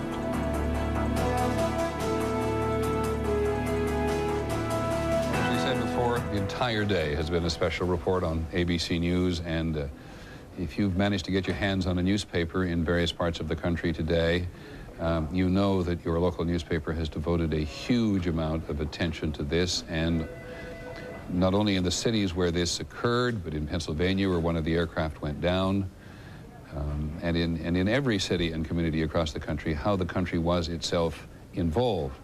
We are, those of us who are working in newsrooms and conveying information, are isolated in the same way that you are, and we do our best in the course of this day to get you close to what has happened and help all of us get closer to understanding why this has happened and what the United States intends to do about it. First, in simple terms of responding before the world to the action which is taken against the country today, and what the United States might do if and or when it is able to discover those people who are responsible for this, those individuals, whether members of an organization, and perhaps that state or states, which, if you listen to Larry Eagleburger, former senior official at the State Department and in the White House for many years, believe should require, and a lot of people in the country will sympathize with this notion, an attack on any government that may have been party to these attacks on the United States today. But I think probably the best thing we can do at the moment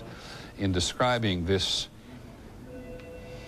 day of warfare, 21st century style, as one historian referred to it today, is to go to Diane Sawyer, who has managed to compile much of what we have seen in New York today. Then we'll go to Washington, and then we'll try to pull it all together for you in the next few minutes and proceed with our coverage from there. So here's Diane.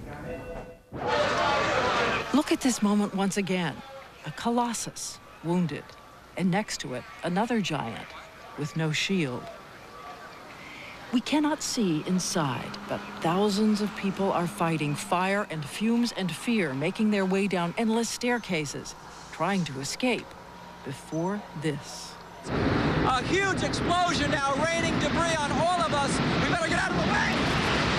No one knows what's next. People are running for their lives.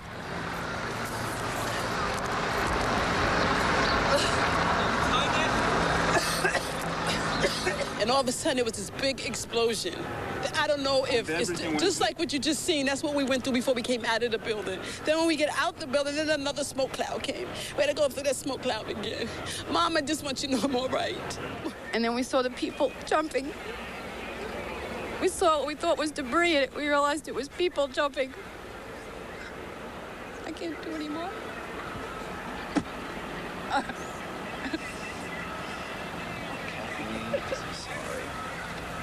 The second tower collapses. Oh my God, there it goes! Get out of here!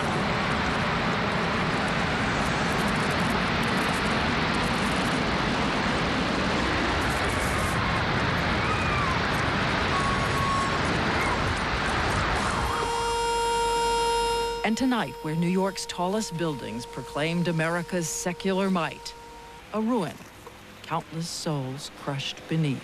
Some of them, we're told, were on the phone, saying farewell to their families as the building burned. Some of them, the firefighters, the police, There, not by order, but by spirit. It's the most tragic thing that has happened to America by far. I've been on the fire department 20 years and never lived through this. I lived through 2 collapses today. I'm on vacation from the fire department. I came in on my own. My car's all wrecked, and I just came in to help people and do my job. And those who perished in the planes also phoning to warn the world that they were now riding in weapons of war. We've been attacked. It's like World War II. It's World War II. This is unbelievable. Was there no defense for the Pentagon? And what happened aboard the flight that crashed outside Pittsburgh? We've heard a story that the pilot refused to hurl his plane on Washington and crashed in a field instead. Hospitals filled with wounded, strangers volunteering to give blood. In the ashes, rededication by a nation whose symbol is the eagle because it is the bird least afraid of a storm, the bird strong enough to soar through and above it. As we said, we want to try to get you close to this. And one of the difficulties at the Pentagon has been that ABC's John McWethy, who has an office for ABC News in the Pentagon, was on the other side of the Pentagon complex from where this attack took place this morning. You know, there were 4 aircraft involved. One of them crashed in rural Pennsylvania, but an American Airlines plane, American Flight 11, on which 81 passengers and 11 crew died. This was a flight hijacked by the terrorists as it was originally scheduled to go from Boston to Los Angeles. Then the United Airlines flight 767 with 56 passengers and a crew of 9 on board, which took off from Boston on its way to Los Angeles, was crashed into the other World Trade Center. And then at 9:38, another American 757 crashed into the Pentagon, where 58 passengers and 6 crew on that aircraft died. And one of the important things in terms of looking at the explosions throughout the day we've been made aware of by people paying close attention is that whatever the terrorists used on the particular aircraft to subdue the crew, get into the cockpit, and it is widely believed by people who've analyzed this, but that's all it is at the moment, themselves went to the controls. It's been a conventional piece of wisdom from the very beginning that no American airline captain could or would accept the notion of flying his own aircraft into one of these targets. And while we have no idea at this point, and may never have any idea what happened in the cockpits of those particular aircraft, there has been some suggestion today that there are terrorists out there throughout the world and terrorist organizations who are able to enlist people who have some flying capacity, some flying ability. And John Nance, who is our aviation analyst, and others have pointed out that there were pilots who flew in the Afghan Air Force or who flew with the Afghans during the struggle between Afghanistan and the Soviet Union. So there's a lot of talent out there in terms of international terrorism in general. But now, as we make our way through the day, we go back to the Pentagon. John McWethy, like everybody else, was obliged to evacuate from the Pentagon. He's on the side of the Pentagon which was attacked and has had a difficult day, but a tough day, John, trying to report this story from this location. So just review for us, would you? Peter, I was sitting at my desk in the Pentagon when there was a jolt, and it was clear that the Pentagon had been hit just as the 2 towers of the World Trade Center had been hit. Horrible clouds of black smoke were billowing out of the Defense Department. A sense of disbelief as people were being forced to evacuate the building.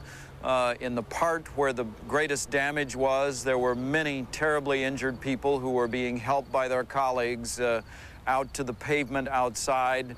Hundreds and hundreds of rescue workers were on the scene within hours. Ambulances were lined up. Bodies were also lined up. There was a tremendous sense of the medical people trying to come to aid of those who were injured. But it took more than 5 hours for rescue workers to really get inside the damaged part of the Pentagon. And tonight, Peter, they are continuing the work. They have heavy equipment. They are working under lights. There are special dogs that are trained to look for dead bodies and to look for survivors both, who are working in the rubble tonight to see if they can pull anyone out of the rubble. We know tonight, Peter, that various jurisdictions, New York, for example, has called up more than 2,000 National Guard. By morning, there will be an additional 1,000. This is to help with control of intersections in the streets. In Virginia, more than 300 have been called up, and about the same number in the District of Columbia. For a while, the intersections in the District of Columbia, in Northern Virginia, and in much of New York appeared to be a very tightly controlled area by the military, by the police. There was very little movement of traffic in any of these jurisdictions. The government is going to great lengths. The president tonight saying that the government is going to be open for business tomorrow. But of course, much of the country today was utterly paralyzed from one coast to the other because of the airline cancellations, because of the cell phone tie-ups, and because of so much else that has happened during the course of this day, Peter. And John, just before we leave you for just a little while, would you review for us what your sources believe the casualty estimates are at this moment? There is no estimate for what has happened in New York that I know of, although they fear the casualties there are going to be many, many thousands. We are hearing from one local official here, Peter, that there could be as many as 800 dead in the Pentagon. Thanks very much, John McWethy at the Pentagon, as close to the Pentagon as he's allowed to get tonight, reporting under the very difficult circumstances. Cynthia McFadden is on the west side of New York City in what we keep describing as the trauma center, where triage was originally meant to occur. Do you have any further sense or any closer sense of the magnitude of this in terms of human loss? Well, Peter, what I can tell you is this. We have talked to sources who have been inside the triage center all day and asked them why the volume of extreme trauma, why the number of people just hasn't been seen. You can see this parade of ambulances, I think, behind me here. We've been seeing ambulances come through all day and rescue vehicles, all of them, for the most part, empty, with the exception of some rescue workers and some other rescuers at the scene. But by and large, they have been walking into this center, not the kind of severe trauma. When I just asked why they weren't here, someone simply said, Cynthia, it's because the victims are dead. Well, thanks, Cynthia McFadden. Cynthia McFadden. I said a short while ago that we'd only actually publicly identified one person, one individual who died today, and that was the wife of the Solicitor General of the United States, Barbara Olson. I got her first name right, I think.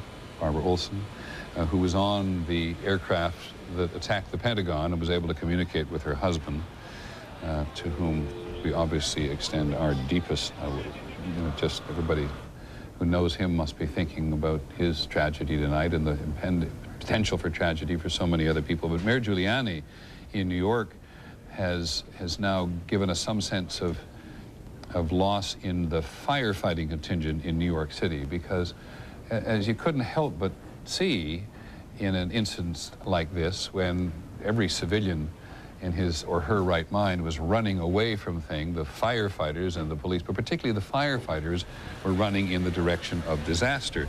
And 3 top city fire department officials died at the scene of the World Trade Center devastation today.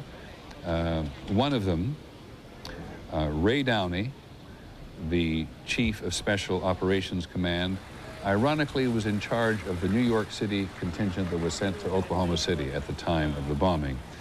And Chief Downey has lost his life. Also killed tonight from the ranks of the firefighters in New York City were the first deputy commissioner, William Feehan, and the chief of the department, Peter Ganchi. I believe that's the correct pronunciation. Just telling us, as we already knew instinctively, that the most senior officers of the fire, of the New York City Department of Firefighting, were on their way in to help people not running away at this time. Bill Blakemore is in Lower Manhattan at the moment. Bill? Peter, we are beginning to see a little bit more movement here of these large operations for search and rescue, which have been staged here during the day. They've been moving down the street past us here. But we had ABC crews come back just in the last few minutes, including correspondent Don Daler, telling us there are still flames coming out of the base of the trade towers. They're pouring water onto it, trying to get the trade towers themselves cooled down enough to move into the very center of it. There are search and rescue operations going on around the edge of the base of the trade towers, but a couple of buildings there are still on fire as well. We have seen some of the heavy equipment beginning to move some of the rubble out. It's just the beginning of a long process that's going to be, beginning to truck a little bit of it out. We have at the same time hundreds of firemen and volunteers and search and rescue workers here at what is nearly midnight in New York, standing by in these darkened streets. It's a very eerie feeling around us because the electricity is out all around this area. There are a few floodlights, but many of the streets completely dark as everybody waits for it to get even cooler at the center so they can begin the operation, which is really just around the edges at the moment. Thanks very much, Bill Blakemore, who we will go back to on a regular basis. All our reporters have been on the scene since the beginning, and so have these firefighters. An extraordinary collection of uniforms you've seen today. There's the police department, of course, and the fire department as well. And you'll see from time to time a jacket with ATF on the back of it, the Bureau of Alcohol, Tobacco, and Firearms, which had an office in the World Trade Center in New York. So these men now working in the search and hopefully rescue operation tonight have no place to work anymore, as do any number of people. 50,000 people, we've said it many times, worked in the Trade Center. And earlier today, we'll try to get it up again, you get some sense of the enormous amount of commerce and business and government business that was done in the trade towers.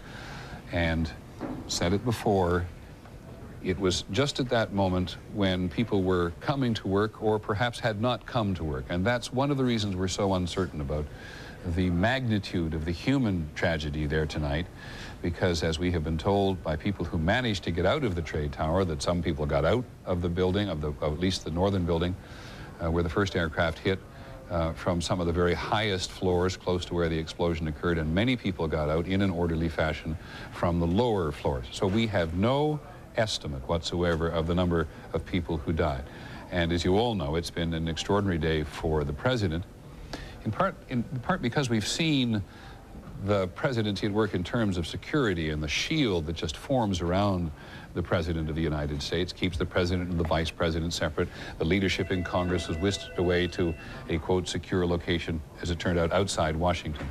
But ABC's Ann Compton was with the President. Before we go to her to hear from her the moments which she and very few other people witnessed today, who at least can talk to us, here's what the President had to say, or in part what the President had to say to the nation. He's talked to the nation a couple times today, but here's what he had to say when he got back to the White House tonight.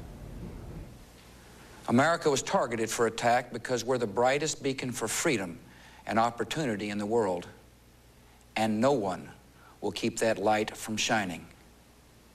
Today, our nation saw evil, the very worst of human nature, and we responded with the best of America, with the daring of our rescue workers, with the caring for strangers and neighbors who came to give blood and help in any way they could. Immediately following the first attack, I implemented our government's emergency response plans. Our military is powerful, and it's prepared. Our emergency teams are working in New York City and Washington, D.C. to help with local rescue efforts. Our first priority is to get help to those who have been injured and to take every precaution to protect our citizens at home and around the world from further attacks. Excerpts from the President's address, which he and his staff didn't have an enormous amount of time to work on, but seems in large measure to satisfy people all over the nation tonight in terms of what he actually said. What government will do now is the question for tomorrow. But as we said, ABC's Ann Compton was with the President from the beginning of his trip today. She was the pool reporter on Air Force One today and had this quite a...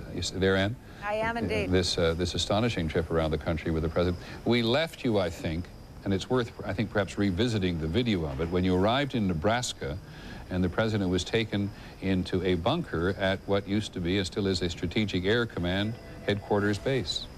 This is a place, Peter, where they knew the president would be able to teleconference with the vice president who was here at the White House. Even though most of the offices were evacuated, he was in a secure place in the Situation Room. But you can see the president getting out of a motorcade, and instead of these great, huge, important buildings at Offutt Air Force Base, the president and a group who was with him, he had a skeleton staff with him, he had a number of members of the military from the air base, and he gets out of a sedan and look at them pile into this small yellow building. This was the entrance that led to a big underground bunker where the complete teleconferencing setup was ready to go. He used it for about an hour and a half, able to see Dick Cheney, able to see Condoleezza Rice here at the White House while they plotted what to do, what they knew, and the president began to make the beginnings of his address tonight. It was also the time, we were told, when the president said it is right for him to be back in Washington at the end of the day to show Americans that the federal government isn't shut down. Then you described the fairly lengthy journey back from Nebraska to Washington and the extraordinary sight of fighter aircraft on your left and right wing securing the president's airspace. You know, this was the one flight of the day, Peter, when we knew as we took off where we were going. They said, yes, the president's going back to Washington. We assumed Andrews Air Force Base. And the president's press secretary came back to where just 5 of us were filling up the back rear of the plane. And he said, Ari Fleischer said, come look at this. And as you can see, this is off the left wing of the aircraft. This is where there was an F-16 sitting right off the president's wing. And frankly, it gave great comfort for those of us who we figured the planes were with us most of the day. And on the other wing, 2 F-15s on the side that the president would be able to see from his cabin as he worked on the remarks in his speech.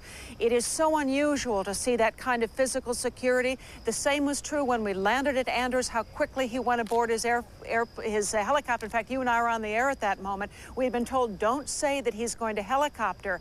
But Peter, how dramatic when that chopper came down around the White House South Lawn and the beautiful sunset, golden light, and behind him a huge plume of gray smoke from the still smoldering Pentagon. Press isn't usually allowed to helicopter with him, but they had us on a chopper right behind him. And it was a dramatic scene to show just how intense the effort was to keep the president safe. And this is for the president, it was also an unusual day. We haven't seen this man tested by fire, and we saw George Bush take the full brunt of everything today. Peter? Thanks, Andy. Ann Compton, who's had this extraordinary day with the president, and we want to talk to her again. But we have on the phone now in California, Alice Hoagland. Ms. Hoagland, can you hear me? Yes, I can. First of all, let me say how very grateful we are that you take the time under such circumstances to call us, or sorry, to talk to us, not to call us, but to talk to us about what you know about today. I should tell you that Mrs. Hoagland, are you Mrs. Hoagland? Miss Hoagland, I'm okay. The mother of Mark Bingham. I know you are. The mother of Mark Bingham, who was on United Airlines Flight 93 that crashed in Pennsylvania today. And Ms. Hoagland has agreed to tell us, I think, what your son said to you from the aircraft. Can you tell us from the beginning? Yes, that's correct. The phone rang about 6:45 this morning, and Carol Phipps, a friend of the family, answered it, and she heard a male voice say, get Kathy or Alice quickly. And she did. She went and got Kathy, who is Mark's aunt. That's my sister-in-law. Is her home here. And I heard Kathy running down the hall. Kathy spoke to Mark. I heard her say, "We love you too, Mark." And I coming out of my room, she said, "Come talk to Mark. He has been hijacked." And I got on the phone. I heard Mark's voice. He said, "Mom, this is Mark Bingham." He was so flustered, I guess, giving me his last name. And he said, "I just wanted to let you know that I love you." He was repeating that, the same thing he had told Kathy a moment before. I told him, "We love you, Mark." And he said, "I'm on a flight, flight 93, United Flight 93 from Newark to San Francisco. And there are 3 guys that have taken over the flight, and they say they have a bomb. And I'm calling you from the airphone on the plane," meaning not his cell phone, I guess. I found out since that he was sitting in the last part of first class and that the flight was fairly light. not very many passengers, 45 people aboard. So he may well be able to take a proactive part in stopping, and what they intended to do is target. I certainly hope so anyway. Ms. Hoagland, I hate interviews like this at this moment, and I'm sure you are suffering in ways that we cannot imagine. Did your son say anything else to you about the circumstances on board the flight? No, I wasn't able to. He was cut off. Can you hear me all right? I can indeed. The plane, the phone went dead after a few seconds. I got the impression that he was being distracted badly by something going on around him. I didn't hear anything except the sort of confusion. I didn't hear any explosions, any yelling, just voices, and then he seemed quite distracted about something. Quite calm voice, though. He was a very composed fellow, and then he repeated that he loved us. He emphasized to me that what he was telling me was true. I told him I believed him, that we loved him, and the phone went dead. But I have been asked since. We immediately called the FBI, and they made any reference to any other weapons being used. They had to tell them no. They made mention of knives. We had a moment to speak. I think the reporter from San Francisco that Mrs. Hoagland, how old was your son, and what did he do? He's 31 years old. He's president of the Bingham Group, a public relations firm in San Francisco with an office in New York. And have you talked to anybody in the government this evening? Has anybody in the airline or the government been in touch with you? Well, United Airlines has called me to confirm that Mark was on the flight. The FBI has been in touch with me and has come out. Two of the representatives came out this morning in response to our call to them. Well, Ms. Hoagland, thank you. Thank you for sharing this with us and with the nation. This is a day for you that we won't even begin to imagine, but I think we're... I'm glad to be able to share what I have been able to find out. Well, thank you. Thank you very much. That's Alice Hoagland on the phone from California, we're told. We're told it's Alice Hoagland on the phone from California, the mother of Mark Bingham, one of the passengers on United Airlines Flight 93.